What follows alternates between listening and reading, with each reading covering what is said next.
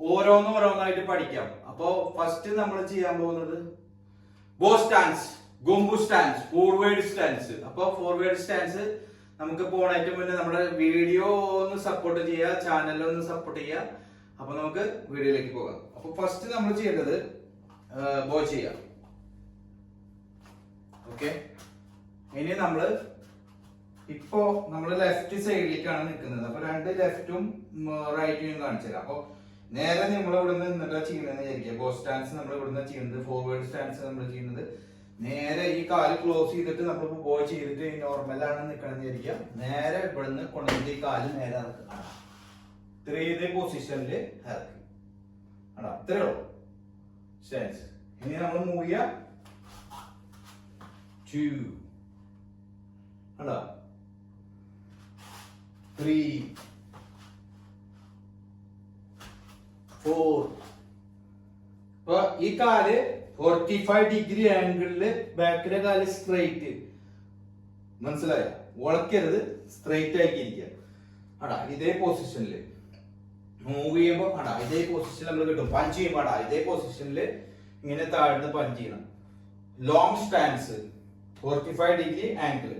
ഇതിങ്ങനെ പൊന്താൻ പാടില്ല, ഇതേ ലെവലില് ഈ പാരൽ ലെവലില് കണ്ടാ മൂവ് ചെയ്യുമ്പോ 2 3 4 5 6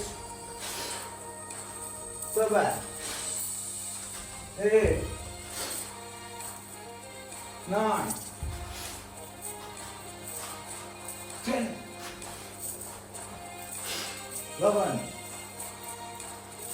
ഈ സൈഡിലേക്ക് പഞ്ച് ചെയ്യുന്ന കാല് കണ്ട. 1 2 3 4 5 6 7 8 9 10.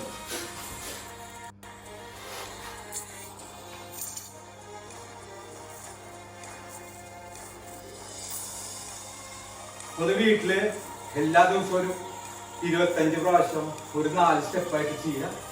അപ്പൊ സ്റ്റാൻസ് വെരി ഇമ്പോർട്ടൻ്റ് ആണ്. നിങ്ങൾ ചെയ്യുമ്പോൾ നേരെ കാല് ഇറക്കിയിരിക്കുക, അതാ ഇങ്ങോട്ട് ഇറക്കുക, ജസ്റ്റ് പഞ്ചിന്റെ പൊസിഷനിൽ ചെയ്യുക, പഞ്ച് ചെയ്യുക.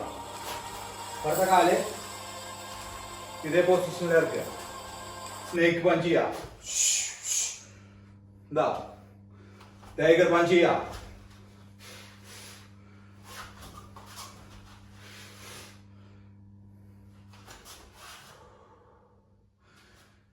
സ്റ്റാൻസ് എല്ലാ ദിവസവും ചെയ്യണം. അപ്പോൾ ഈ വീഡിയോ ഇഷ്ടപ്പെട്ട് കഴിഞ്ഞാൽ മറക്കാതെ സപ്പോർട്ട് ചെയ്യാൻ ചാനൽ. Thank you.